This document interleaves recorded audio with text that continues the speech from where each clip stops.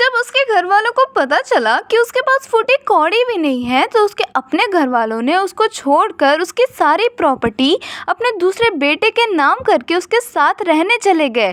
पर उनको नहीं पता था कि जिसे वो नकारा समझ कर आए हैं उसके पास 6 करोड़ रुपए हैं और वो आगे जाकर और भी ज्यादा अमीर बनने वाला है।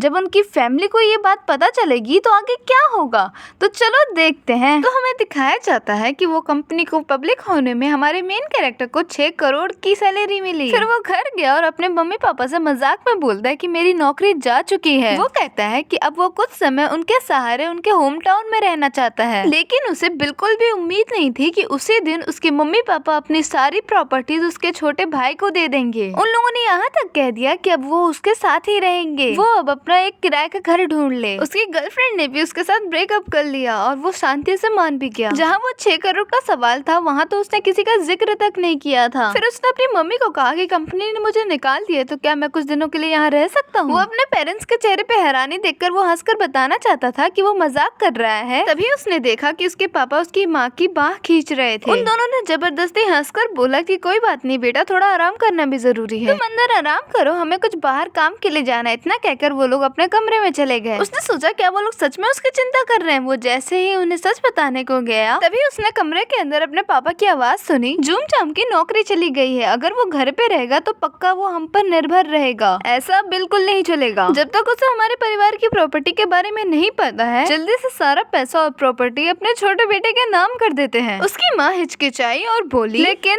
जो घर हमारे नाम पर है उसने तो चिन्हैन ने अपनी शादी के लिए खरीदा था, क्या ऐसा करना सही होगा? उसके पिता चिंतित होकर बोले, नाम हमारा है तो घर भी हमारा होगा। अब वो एक बड़े जगह पर जॉब करता है, बड़े भाई का छोटे भाई की हेल्प करना गलत थोड़ी है, और शादी का घर वो मेहनत करके दूसरा खरीद सकता है। फिर उन्होंने लंबी सांस लेकर बोला, बस मुझे इस बात का डर है कि शिनचैन को थोड़ा सा पक्षपात का महसूस होगा। उसके पापा बोले, पक्षपात कैसा? हमने उसे पाला है और वैसे भी वो अब बेरोजगार है, और अगर हम सब कुछ अब अपने छोटे बेटे को दे दे तो ये भी उसके लिए बचत होगी, वरना वो आलसी बन जाएगा, कुछ काम नहीं करेगा और सब उड़ा देगा। कुछ देर सोचने के बाद उसकी मम्मी ने हामी भर दी। बोली, ठीक है, मैं छोटे बेटे से बात करूंगी और उसे बोलूंगी कुछ गंदा उसे ना बोले। वो कमरे के बाहर खड़ा ये सब सुनने के बाद एक अजीब सी स्माइल लेकर अपने कमरे में पहुंच गया। उसे बचपन से पता था कि उसके मम्मी पापा उसके छोटे भाई को ज्यादा पसंद करते हैं। उसे उसकी दादी ने पाला था और उसको उसके मम्मी पापा ने। बचपन से वो लोग उसे कहते थे, तुम बड़े भाई जैसे हो, बड़ा भाई पिता जैसा होता है। सही हो या गलत, तुम्हें हमेशा अपने छोटे भाई को प्राथमिकता देना चाहिए। हम तुम्हारे लिए बहुत मेहनत करते हैं, सुबह से रात तक काम करते हैं, इसीलिए तुम्हें गाँव में छोड़ना हमारी मजबूरी थी, और तुम्हारा स्कूल भी वही था,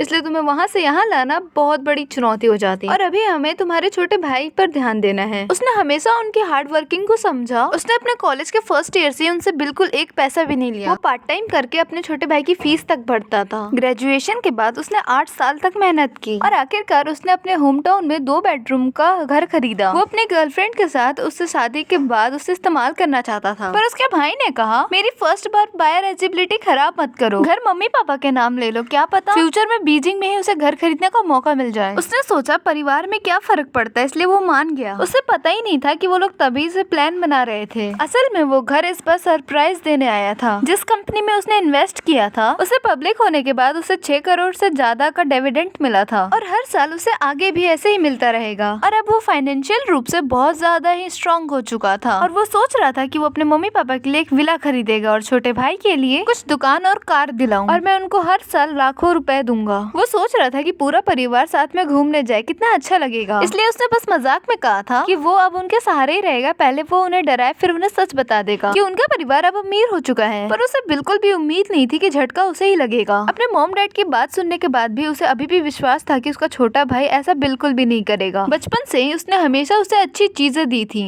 असल में वो उसके साथ ही बड़ा हुआ था। उन दोनों के बीच बहुत अच्छा रिश्ता था, चाहे उसके मम्मी पापा स्वार्थी ही क्यों ना हो। उसे बिल्कुल विश्वास था कि वो उनकी बात से बिल्कुल भी सहमत नहीं होगा। कुछ ही देर बाद उसके मम्मी पापा उसके छोटे भाई से मिलने गए और जाते जाते उससे कहा, बेटा तुम इतने सालों बाद घर आए हो, अब तुम कुछ दिन आराम करो, मैं और तुम्हारे पापा कुछ काम के लिए बाहर जा रहे हैं, रात के खाने में तुम्हें क्या खाना है कॉल करके बता देना मुझे। अभी अभी उनकी बातें सुनकर उसका मन पूरी तरह से टूट चुका था। उसने बस सिर हिला दिया। उसे बिल्कुल भी यकीन नहीं हो रहा था उसी के मम्मी पापा उसी के खिलाफ ऐसी योजना बना रहे थे। जब वो लोग उसके भाई को लेकर बाहर निकले तो वो उनके पीछे हो गया। रास्ते में उसके भाई की आवाज सुनाई दी, माँ इतनी जल्दी क्या है, और आप लोग मुझे इतने जल्दी हाउसिंग ब्यूरो क्यों ले जा रहे हैं। उसकी मम्मी फोन पर बात करते हुए बोली, मैं बोल रही हूँ ना चलो तो फिर चलो। फिर वो लोग उसके सामने आकर मुस्कुरा कर बोलते हैं, तुम आराम करो, हम जल्दी से आते हैं। वो सिर हिलाकर फिर चला गया बिना कुछ आवाज किए। उसने जैसा सोचा था वो लोग उसके छोटे भाई से जाकर मिले और वो सड़क के उस पार से ये सब छुपकर देख रहा था। सब कुछ सुनने के बाद उसके छोटे भाई ने भौहें सिकोड़ ली। माँ, पापा, ये सब सही नहीं है। आप लोग बड़े भैया के साथ ऐसा कैसे कर सकते हैं?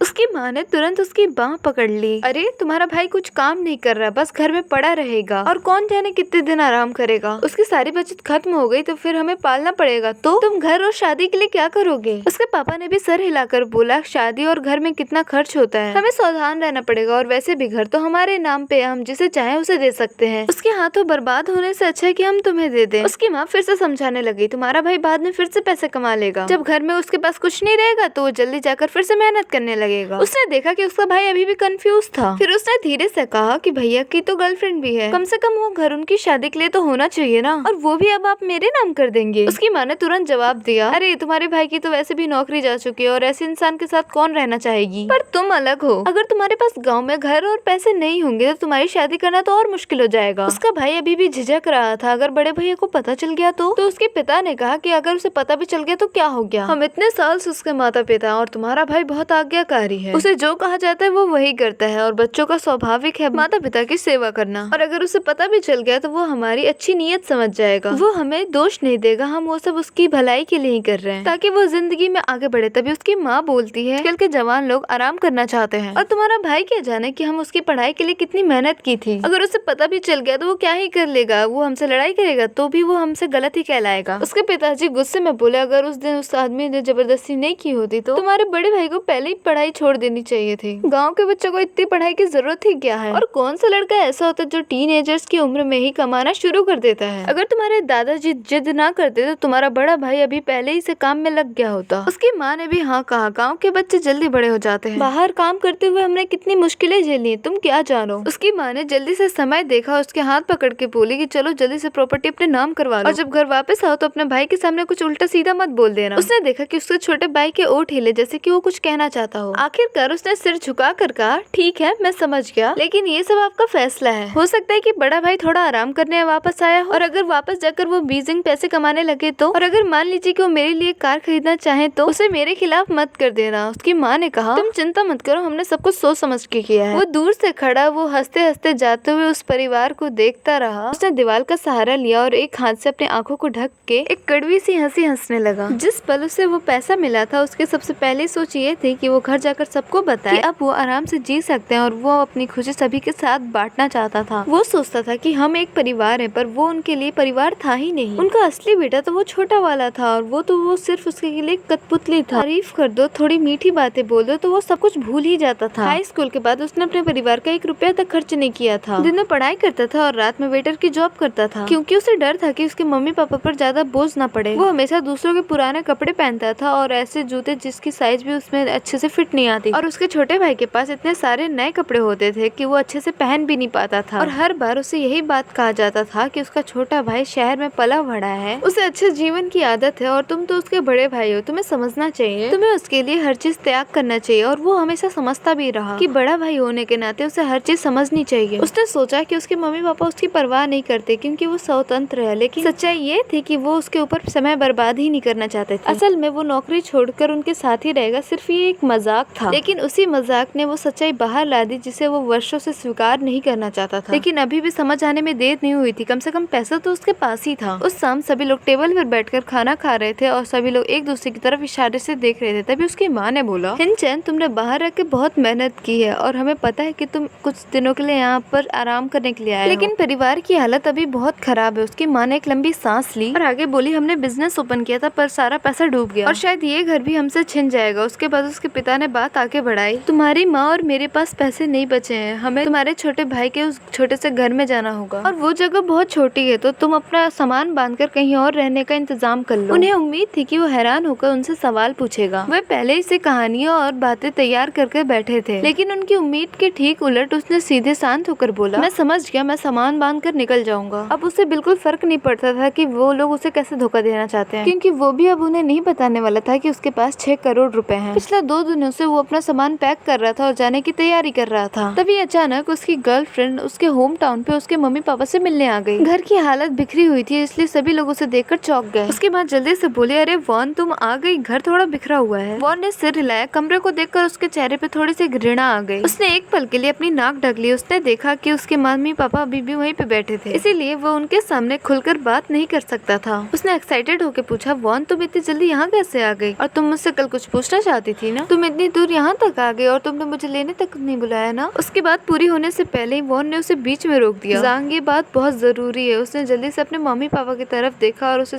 सीधे अपने कमरे में ले गया और दरवाजा बंद कर दिया। वॉन, मैं तुम्हारे लिए पानी लाता हूँ, उसने ठंडे स्वर में बोला। अभी हम ब्रेकअप कर रहे हैं। उसकी बात सुनकर वो वहीं पर एक पल के लिए शॉक्ड हो गया। उसने उसे शॉक्ड होकर पूछा, वॉन इतना अचानक क्यों? मेरे पास तुम्हें बताने के लिए एक अच्छी खबर भी है। उसने गुस्से वाली आवाज में बोला, मैंने कहा ना हम ब्रेकअप कर रहे हैं। उसने गहरी सांस ली और उसके पास जाकर बैठ गया। उसके अंदर अजीब सी बेबसी भर गई थी। वो वॉन से एक दोस्त के जरिए मिला था, वो भी उसकी तरह आउटसाइडर थी जो बीजिंग में स्ट्रगल करने आई थी, और वो लोग जानते थे कि ऐसी हालत में उनका बीजिंग में बसना बहुत मुश्किल है। इसलिए उन लोगों ने सोचा था कि कुछ साल मेहनत करेंगे, फिर किसी छोटे शहर में जाकर बस जाएंगे। 1-2 साल बाद जब पैसा जमा हो जाएगा तो वो लोग शादी कर लेंगे। उसे पता था कि उसकी माँ उसे पसंद नहीं करती थी, पर उसे इतना विश्वास नहीं था कि वो इतनी जल्दी रिश्ता तोड़ देगी। वो अपने फाइनेंशियल फ्रीडम के बारे में बताने वाला ही था, तभी वॉन ने सीरियस होके कहा, जांग तुम सच में बहुत निकम्मे हो। बीजिंग में इतने साल काम करने के बाद तुम एक छोटा सा घर तक नहीं खरीद पाए। उसके ओठों तक आए वो सारे शब्द वहीं रुक गए। उसने धीरे से कहा, ऐसा नहीं है कि मैं निकम्मा हूँ। बीजिंग में एक घर की कीमत 2 करोड़ से भी ज्यादा है। एक आम जॉब करने वाला इंसान उसे कैसे खरीद सकता है? तुम भी तो एक आउटसाइडर हो, तुम्हें भी तो समझना चाहिए। वांग ने हंसते हुए कहा, अपनी नाकामी के बहाने मत बनाओ। ठीक है, अब मैं तुमसे बेकार की बातें नहीं करना चाहती। मैं यहाँ साफ साफ रिश्ता खत्म करने आई हूँ। सीधी बात करती हूँ, मेरी माँ ने मेरे लिए रिश्ता ढूंढा है। वो लड़का लोकल है और मुझे ठीक लगता है, इसलिए मैं उसी से शादी करने वाली हूँ। शादी से उसे याद आया कि वो पिछले कुछ टाइम से ओवर टाइम का बहाना बनाती थी। तभी हमारे मेन कैरेक्टर को सब समझ में आ गया। उसे पता चल गया कि ये गधी लड़की उसे धोखा दे रही है। उसके चेहरे पे कड़वी हंसी आ गई और उसने पूछा, क्या ये सब सिर्फ पैसों के लिए है? अगर आज मेरे पास पैसा हो तो अगर मैं अमीर बन जाऊँ तो? वो उसकी तरफ मुड़ी और उसे चुपचाप कुछ पल के लिए देखती रही। उसे उसी टाइम में रियलाइज हुआ कि वो पहली वाली लड़की नहीं रही। अब उसकी आंखों में उसके लिए प्यार नहीं था, सिर्फ उलझन और झुलझुलाहट थी। उसने बोला, थोड़ा रियलिस्टिक बनो, पैसों के सामने तुम्हारा प्यार बहुत सस्ता है, उसकी कोई कीमत नहीं। और तुम्हारे पास कुछ पैसा भी हो जाए तो उसका क्या? तुम इस जिंदगी में बीजी में एक घर तक नहीं खरीद सकते। असल में तो तुम उन दिहाड़ी मजदूरों से कम नहीं हो। फिर उसने ठंडे स्वर में कहा, मुझे दोष मत दो, मैं साफ साफ रिश्ता खत्म कर रही हूँ। इंसान को प्रैक्टिकल होना होता है। उसकी हर बात वो चुपचाप सिर्फ सुनता रहा। उस पल उसे सच में लगा कि उसकी पूरी जिंदगी एक मजाक बन चुकी है। धीरे धीरे उसके ओठों पर मुस्कान आ गई। ठीक है, जब तुम्हें सच्चाई समझ आ ही गई है तब मैं उम्मीद करता हूँ कि तुम्हें कभी पछतावा ना हो। मैं तुम्हें खुश रहने की शुभकामनाएं देता हूँ। वॉन ने उसे देखा और लंबी सांस छोड़ी। ज़ियांग, मैं खुश रहूंगी, गुस्से में ऐसी बातें मत कहो। अब थोड़ा प्रैक्टिकल बनो, लोगों की बातों पर भरोसा मत किया करो। पहले मुझे लगा था तुम्हारी नौकरी बहुत अच्छी है और तुम बीजिंग में बस जाओगे। मैं पहले बहुत भोली थी। तुम्हारी इतनी सी मंथली सैलरी से तुम कभी पर्याप्त पैसे नहीं बचा सकते। फिर उसने नरमी से कहा, हालांकि मैं तुम्हारी किसी भी उधार के लिए नहीं हूँ। हालांकि तुम अच्छे थे और इतने सालों से मैं तुम्हारे साथ रही हूँ। उसने ये सुना और सिर झुका लिया और वो उसे देखती है और फिर वो वहाँ से चले जाती है। उस वक्त उसे लगा कि बस किस्मत वो नहीं, शायद वे लोग हैं जो वो लोग आज चाहते हैं। वे सब कुछ उसके पास है। जैसे ही वो सब उनके हाथ लगने वाला था, उससे पहले उन लोगों ने अपनी असली सूरत दिखा दी। शायद भगवान भी ये जानता था कि वे लोग इस खुशी के लायक ही नहीं है। जब वॉन किसी भी बातचीत के बिना और बिना पीछे देखे चली गई तो उसके मम्मी पापा ये देखकर बहुत ज्यादा गुस्सा हो गए। ये कैसी लड़की है, जरा भी तमीज नहीं है इसमें। हमारे लिए खाना बनाना तो दूर, ये हमारी तरफ देखना भी पसंद नहीं करती। ऐसी औरत से शादी नहीं करना चाहिए, समझे? उससे शादी करना हमारे परिवार के लिए बदकिस्मती होगी। उसने शांत स्वर में बोला, मैं उससे शादी नहीं करूंगा, हमारा ब्रेकअप हो चुका है। ये सुनकर उसके मम्मी पापा ने एक दूसरे की तरफ देखा और उसकी माँ ने कहा, देखा तुम्हारे पास नौकरी भी नहीं है, इसलिए औरतें भी अब तुम्हें नीचा समझने लगी हैं। ठीक है, तुम वापस एजेंसी जाओ और एक अच्छी सी नौकरी ढूंढो। हमें बुढ़ापे में सहारे की जरूरत पड़ेगी और तुम्हारे भाई को कार भी चाहिए। अगर तुम मेहनत नहीं करोगे तो तुम क्या चाहते हो, हम बुढ़ापे में दुख झेलें? अब वो उनसे और कुछ नहीं कहना चाहता था। उसने शांति से कहा, मैं सामान पैक करके वापस जिंची के चला जाऊंगा। ये सुनकर उसके मम्मी पापा और भी खुश हो गए। कितने गंदे इसके मम्मी पापा हैं। तुम अभी जवान हो, पुराने घर में पड़े रहने से क्या फायदा, तुम अभी जाकर जॉब कर सकते हो। ये सुनकर उसके चेहरे पर हंसी आ गई, क्योंकि उसने कभी ये नहीं सुना था कि उसके मम्मी पापा ने उसके छोटे भाई को ऐसा कहा हो। कभी उसे हमेशा यही कहा जाता था कि बाहर जाकर क्या करोगे, हमेशा घर पे ही रहो, हम तुम्हारे लिए घर, नौकरी, कार का इंतजाम कर देंगे और तुम्हारा बड़ा भाई हर महीने तुम्हें पैसे भेजेगा। और सच में वो हर महीने उसे अच्छी रकम भेजता भी था। ये सुनकर देखकर उसके चेहरे पर एक ठंडी मुस्कान आ गई। अब चिंता मत करो, मेरी तरफ से तुम्हें एक पैसा भी नहीं मिलेगा। वो वापस जिंची आ गया और वो अपना ऑफिस जाकर अपना सारे काम दूसरों पर थोप दिया और रिजाइन दे दिया। और कंपनी उसे रोकना चाहती थी, इसलिए कंपनी ने उसे पार्ट टाइम सलाहकार के लिए कभी कभी मदद करने का आइडिया दिया। अब कुछ लोग जो फाइनेंशियली अच्छे खासे हो चुके थे वो साथ में मिलकर डिनर करने गए। माहौल बहुत अच्छा था। मजाक मजाक में किसी ने कहा, क्यों ना हम मिलकर एक छोटा सा बिजनेस ओपन करें, वैसे भी हम रिस्क उठा सकते हैं और वैसे भी उसे कोई आपत्ति नहीं थी। फिर उसने इन्वेस्ट करने के लिए हामी भरी। फिर की बातचीत अच्छी रही। जब वो रात में घर लौटी, फिर वो जब घर में आया, पूरा घर बर्बाद हो चुका था और पूरे घर को उलट पलट दिया गया था और रूम का सोफा दरवाजे तक खींचा गया था। कॉफी की टेबल उल्टी पड़ी हुई थी और कांच के टुकड़े पूरे घर में बिखरे हुए थे और दीवारों पे लगी फ्रेम्स तक गायब थी। बेडरूम की अलमारी पूरी तरह से खोजी जा चुकी थी, कपड़े पूरी तरह से इधर उधर फेंके जा चुके थे और पूरी बेडशीट भी इधर उधर हो चुकी थी और स्टडी रूम की बुक शेल्फ भी गिरी हुई थी और किताबें इधर उधर फैले हुए थे। यहाँ तक कि बाथरूम का सामान और किचन के सामान भी इधर उधर फैले हुए थे। यहाँ तक कि पर्दों की रॉड निकालकर फेंक दी गई थी और रॉड भी इधर उधर गिरी हुई थी और पर्दे भी। पूरा घर ऐसा लग रहा था किसी ने पूरा घर लूट लिया हो। वहाँ पर एक भी निशान नहीं छोड़ा गया था। उसका खड़े खड़े ही सारा नशा उतर गया। उसे ऐसा लगा जैसे उसका पूरा खून जम गया हो। कुछ सेकंड बाद उसे होश आया और उसने दरवाजा बंद किया और अपना फोन निकाला और तुरंत सीधे पुलिस को कॉल किया। उसने खुद को शांत रखते हुए अपना पता बताया और उन्हें बताया कि घर में चोरी और तोड़फोड़ हुई है। उसने फोन रखते ही मकान मालिक को भी कॉल किया। उसने घर की हालत सुनते ही बोला, मैं तुरंत वहाँ पहुँचता हूँ। करीब 10 मिनट बाद 2 पुलिस वाले तुरंत वहाँ पर पहुँचे। वो जांच टीम को लेकर आए थे। वो लोग पूरी तरह से वहाँ पर जांच करने लगे। वो मशीनों से पूरे घर की जांच करने लगे। फिंगरप्रिंट और पैरों के निशान वहाँ से इकट्ठा किए गए। पुलिस ने उससे पूछा, आप आखिरी बार घर छोड़कर कब गए थे? क्या आपने किसी स्ट्रेंजर आदमी को देखा या फिर कोई आपका कोई जरूरी सामान गायब है? उसने एक एक सवालों का जवाब दिया। कल रात मैं दोस्तों के साथ डिनर पर गया था और वो देर रात घर पे नहीं था। जब वो घर पर आया तो ये सब हाल हुआ था। उसने आगे कहा कि मैं नौकरी छोड़कर अपनी जिंदगी फिर से व्यवस्थित करने वाला था।